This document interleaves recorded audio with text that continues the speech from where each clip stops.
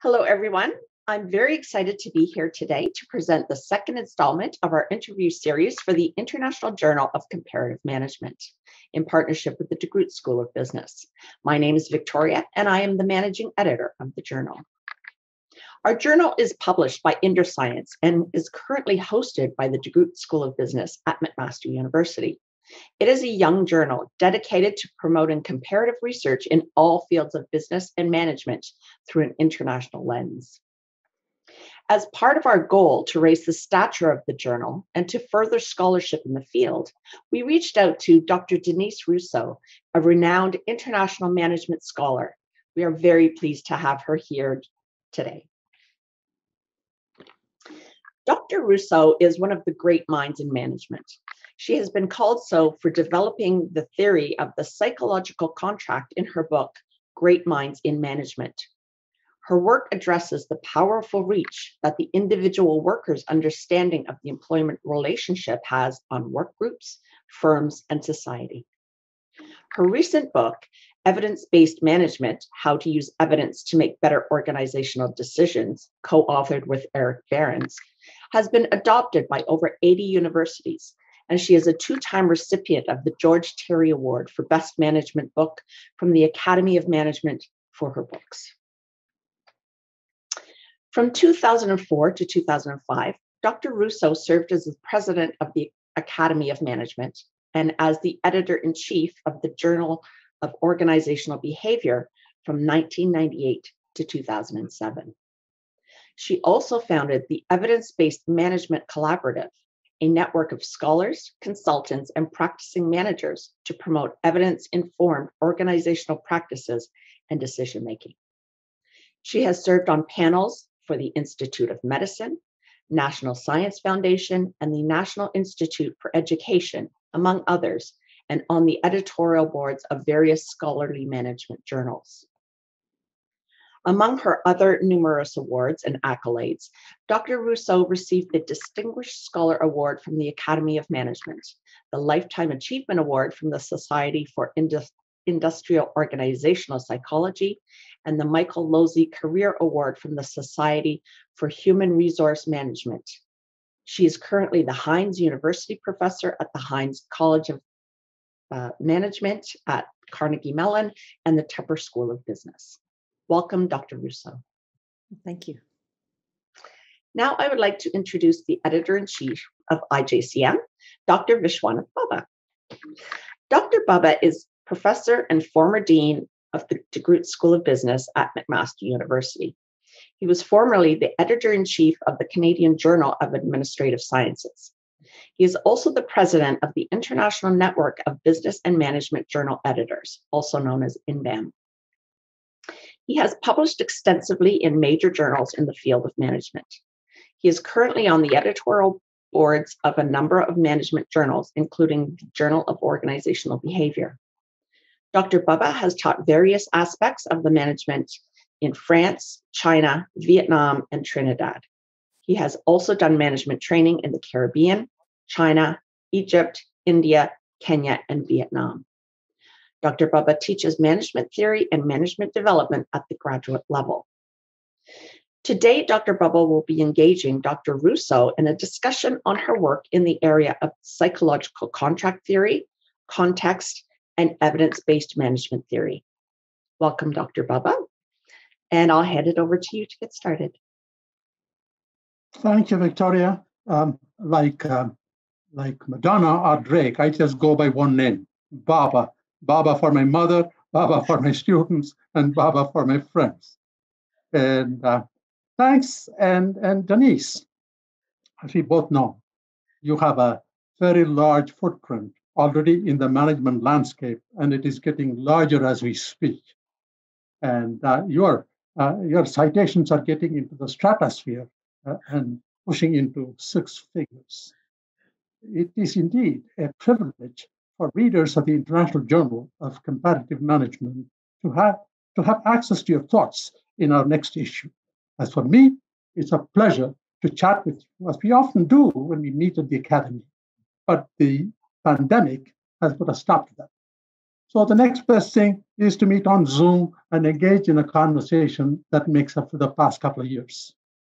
More importantly, a conversation that would ignite curiosity among our readers. I know we are both fond of curiosity. So now on to curiosity. Get my first question to you is about your psychological contract theory. This is a theory that has been enormously influential in generating research for decades and still going strong. In fact, I'm working with it as a framework for a new interpretation of presenteeism that I'm doing with a colleague of mine. We both know I could fill a whole volume of IJCM with psychological contract theory. However, to focus, I would like your thoughts on psychological contract theory in the context of comparison. How can we incorporate comparison within the psychological contract theory? People have compared psychological contracts between individuals, compared organizations, the way they manage psychological contracts, the meaning of psychological contract across cultures. The list is long. The question is, at what level will psychological contract theory impact management optimally? What would you like to see in psychological contract theory research, and why? Take it away, Denise. Oh, such a rich set of questions. So I think the idea here is, how does psychological contract theory get legs to walk its way into approaches taken to problems in organization and expand the options that people have for dealing with problems, getting needs met? Critical idea is a psychological contract. It's the deal in the head. It's the lens through which an actor, usually the employee, but a manager, a team, a community, holds about what they're owed and what they are owed in return. And it's a function of the long arm of the experience of the person or the people in this relationship with another party, an organization, their advisor, a team. And the idea that we act based on not just the foreground of what we see now, but the backstory of the experiences we've had before that have caused us to have a certain lens, a view of what we should be doing, what we expect the other to do, and how do we think about and organize our approach to people who have lenses that are not always easily seen by the other party, people with whom they're interacting. I think one of the critical aspects for practice is to recognize that where I'm a manager or a senior leader, that I have exchange relationships with lots of parties in my organization and outside of it. So I have relationships with each person who gets signals from me, each employee, about what they should be expected to do now and what's needed from them in the future and what will come in return. But for every team that's had certain incentives and certain communications about how they fit into the strategy, that's another team level psychological contract. And we know that the communities we deal with, people have views of what they owe as scientists to other scientists, to newbies, doctoral students coming in, that those are other exchange relationships for which there are psychological contracts that people hold. Like, here's what I owe and what I owe in return. From a practice perspective, big idea is that you are talking to people who hold different lenses about what this exchange relationship means. How do you talk to them? How do you clarify what they can expect from you, what you expect from them? And how do you acknowledge the past commitments that you've made to them or your predecessor, the person in the job before you, and take that into account in honoring the deals that people have already paid for, and participated in. And that requires, you use the word presenteeism, which I know means something different. But the idea of we're always in the present, especially as managers with immediate problems to deal with. But employees have a backstory.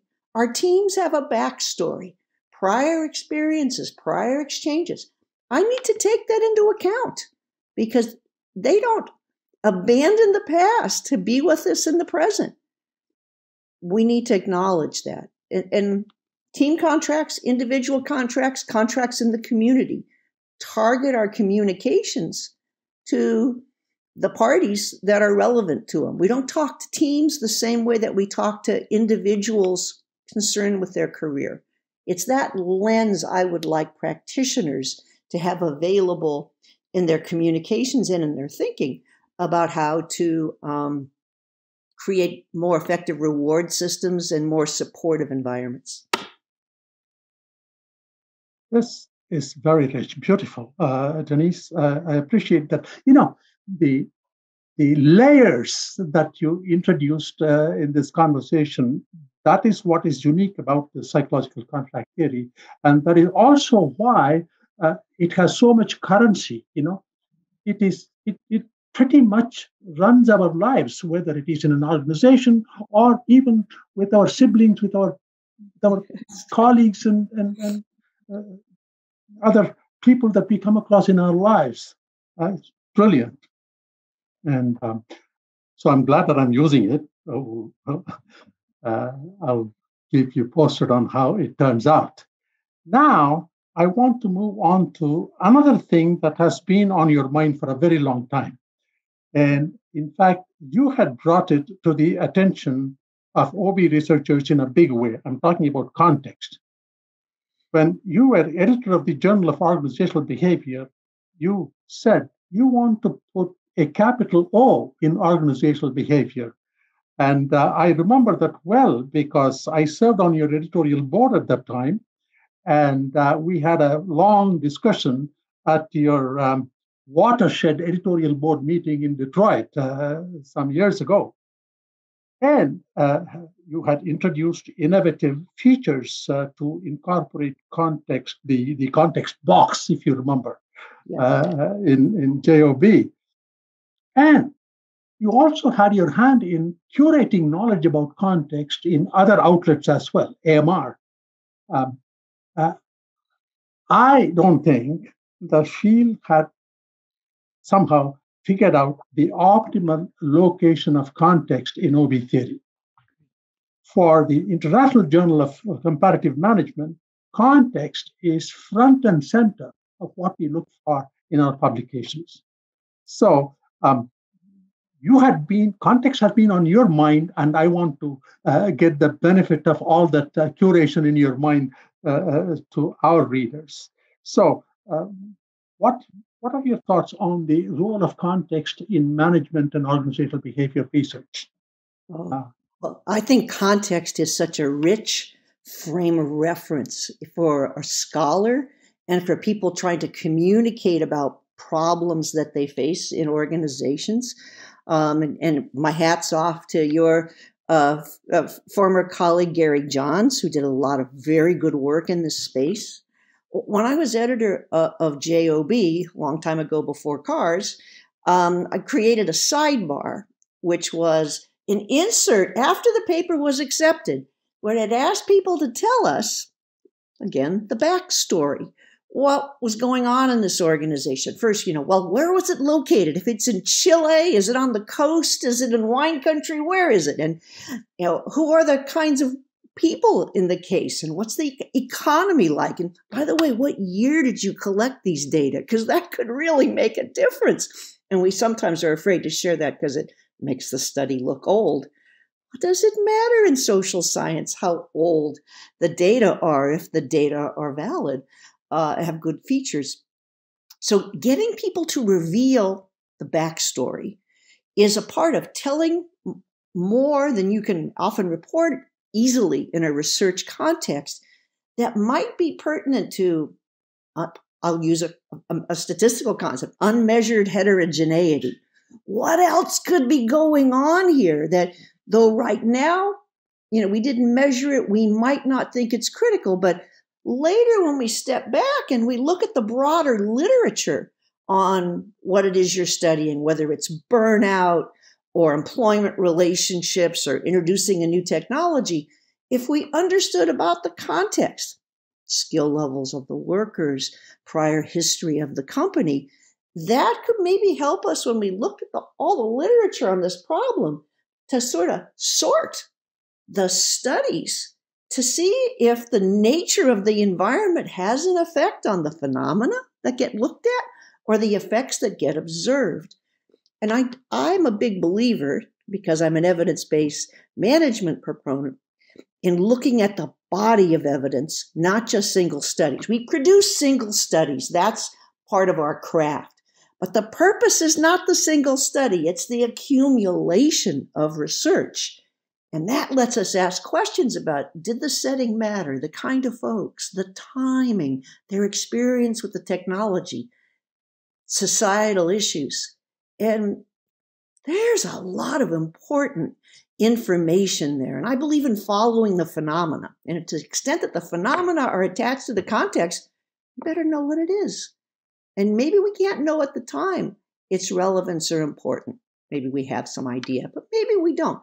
But if we reveal it to our readers, we make that part of the record, that's the reuse of our research in around different questions is supported.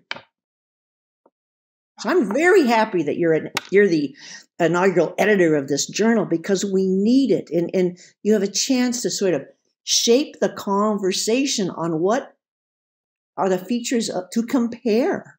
Right? It's very important to know how to think about how similar, how different. I need some sort of mapping of that. And we're very discrepancy oriented. Something looks really different, we may see it, but subtleties are very important too. And we need to be able to know to share these features with the readers so that it goes into the body of literature. Thank you. That's brilliant, as always. Context gives us a reason, as you said, for comparison.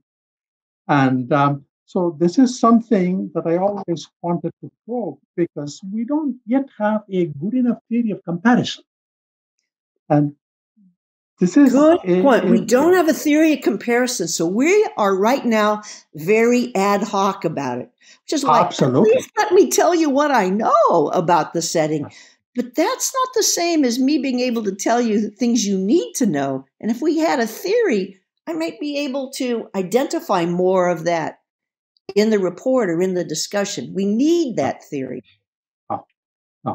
And that is something that has been on my mind for a very long time. But theory writing is not for the faint of heart, as you know. And now I want to move on to something that you mentioned in our conversation just a short while ago. That is of great interest to both of us: evidence-based management. It is in our thoughts in so many ways. In fact, in Canada, our former Minister for Innovation talks about evidence-based decision-making in one of those policy statements. And recently, I was listening to a talk at the London School of Economics on evidence-based management of policing, policing practices. And on a personal note, I'm sitting in my home, 100 yards west of me is where evidence-based anything started. The McMaster University School of Medicine started this whole notion of evidence-based medicine with David Sackett, and now pushed by Gordon Guyatt. And then you took hugely innovatively, you talked about evidence-based management.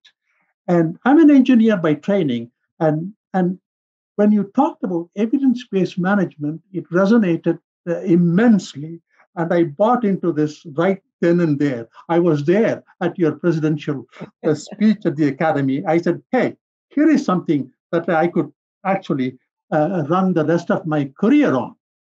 And I'm still doing it, Denise. Evidence-based medicine has been hugely influential. And my brother is a physician, and in India, he uses evidence-based medicine. That said, in order for evidence-based management to follow in the footsteps of evidence-based medicine, it looks like we need to do more. Here I have two questions. One, what can be done from our side, from the academic side, through research to make evidence-based management a powerful movement that would bridge the two communities? And two, how can we convince the practitioner community that this is something that they could benefit from? Oftentimes people go to business school or professional school, and they are exposed to a body of knowledge through textbooks, and that's what they use to practice for the rest of their lives. How can we convince people to incorporate evidence-based management so that we could all benefit, they could all do a better job, and so on? Your thoughts, Denise? Oh, this is such a rich question. This is a week's conversation at least. But I think a critical idea from the academic perspective, the notion of providing cumulative summaries of what is known in basic research areas is absolutely essential. That it would be enough, in my opinion, if over the next 10 years we were to build systematic reviews on basic questions about compensation, questions about burnout and well-being, questions about what are the practices that support a more diverse and equitable workplace.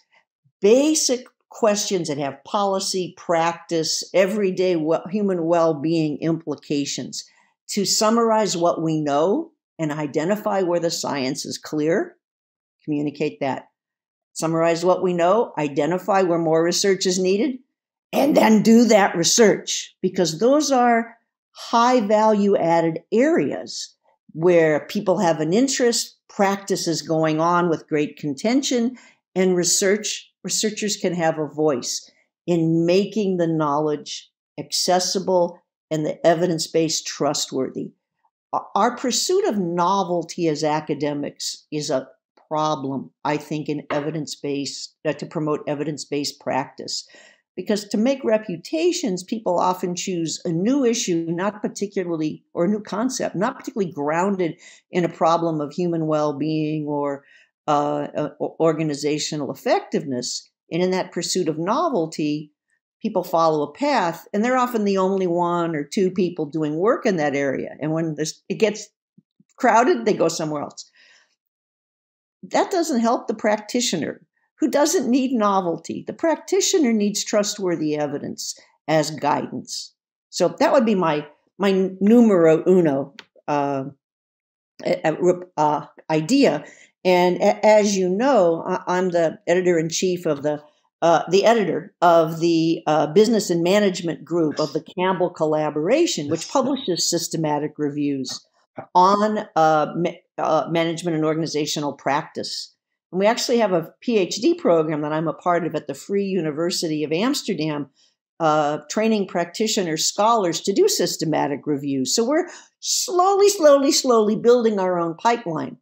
But there's a lot of room for participation in this. And I would very much encourage that.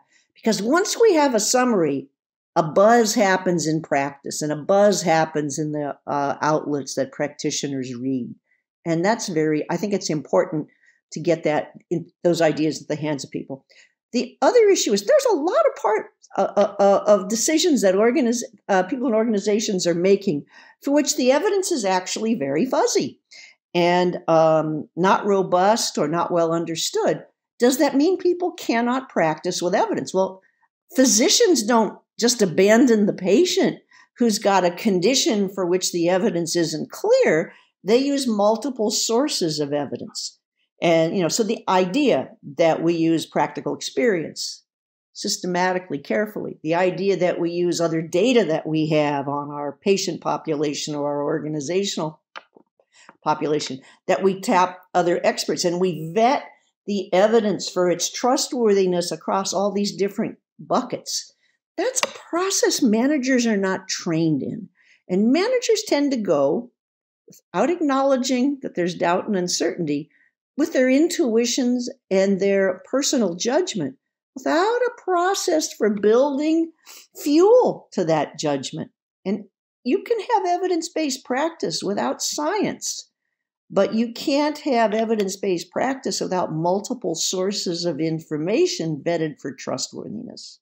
And that's where I think we, in training managers, in training undergraduates in university environments, can make them more aware of how you can improve the quality of decisions by searching more sources and vetting the trustworthiness for the decisions they'll make.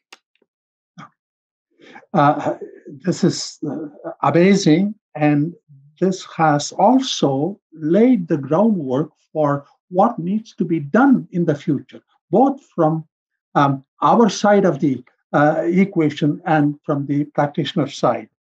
And the idea that you had mentioned, it resonates with me very well because, a few years ago, I was on a panel at the Academy of Management about what should DBA programs do. And one of the things that we were pushing for is the DBA programs, exactly as you suggested, Denise, to take these pressing questions and write a systematic review. Answer the questions that are pressing management practitioners and a systematic review. Systematic review will replace the thesis of a PhD student in the DBA program. And so this is very nice. And also, as I was mentioning to you, my brother is a physician, and he accesses this Cochrane collaboration at the press of a button, whereas there is no press of a button for management practitioners to see the evidence. And this is something that has been bugging me for a while, and we have not been able to sort that out very well.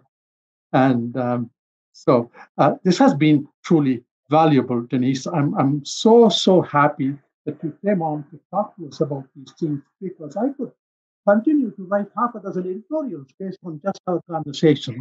And this is very nice. And in fact, I was on sabbatical 2019-20, and one of the thoughts that I had in mind, you are in Pittsburgh, driving distance for me, and I said I could drive by and spend a couple of weeks talking to her about what needs to be done, and then come back and do them. And but the pandemic put a stop to all of that, and maybe one of these days I will still do that. Baba, the light is on in the window.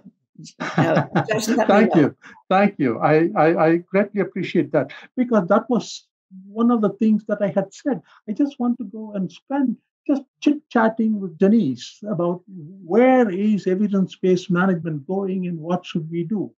And we were working on a delivery mechanism much like Wikipedia. Oh, I think that sounds like a fabulous idea. And if I could say, Wikipedia, it gets a lot of criticism or snarky comments, but it is, I think, very useful. I train my students when they're trying to do a search through the literature as practitioners. How do they find the jargon to figure out that what they're interested in, morale is really called commitment, job satisfaction, blah, blah, blah. Wikipedia is your go-to place. And Wikipedia, here and there you could be critical. It ain't bad, and people clean up most of the flaws. And why not create a Wikipedia-like website that's searchable on practical topics and the summaries of the literature? Young colleagues, I have a website called Science for Work, and they've been organizing the meta-analyses that exist in management on practice questions in plain language. And I think Science for Work is a good example of a sort of like a Wikipedia searchable website. But I'm with you. I'll go in both feet on the on a new delivery mode of summaries, because I think you're right. What your brother has, we need. Yeah, exactly. And so I've been working on that with a graduate student of mine who happens to be a physician in his previous incarnation, and therefore he is familiar with the Cochrane collaboration. And he says for management, we'll develop a Wikipedia system with a blockchain technology to make sure that the evidence is believable, reliable, valid, and all that sort of thing. And so that's very nice. And I'll take you up on your offer of visiting with you whenever I have some free time to, pick your brains. And I know that you have good restaurants and wine bars in Pittsburgh. Absolutely. Good Italian food, no problem. Yes. And so thank you very much, Denise, for sharing your thoughts with me and with the readers of the International Journal of Comparative Management. On to Victoria. Well, thank you both for a very thought-provoking discussion. I just want to let our viewers know that this interview will be transcribed and will appear in the next issue of IJCM, so watch for that in the coming weeks. The transcript of the first interview that featured Dr. Gordon Redding has just been published in the latest issue of the journal, and you can access it on our website for free at www.interscience.com/IJCM. You can also find information about how to submit to the journal there, so please take a look. We'd love to receive your best comparative management manuscripts. If you're interested in receiving notifications for our upcoming events, or if you have any inquiries about the journal, you can drop us a line at ijcm@mcmaster.ca. Thanks for watching, and we'll see you again soon.